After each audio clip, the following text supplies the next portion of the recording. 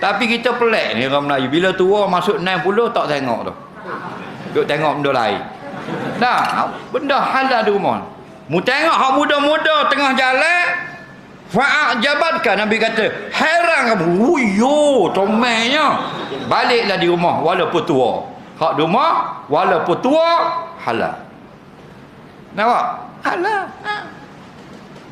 Jadi ingat ni, balik ni beramal selalu. Balik beramal selalu balik royak ke bini. Mari Ustaz, molong aku dengar Ustaz royak tadi boleh tengok mong lagi rupanya. Aku duk ingat tak boleh tengok dah. Jadi buai kain. Tengok dah. Ayah long nak tengok tu tak? Mak long pun naik atas gerobak buah kain. Pusing sikit, pusing belakang. Mari Syekh dah duk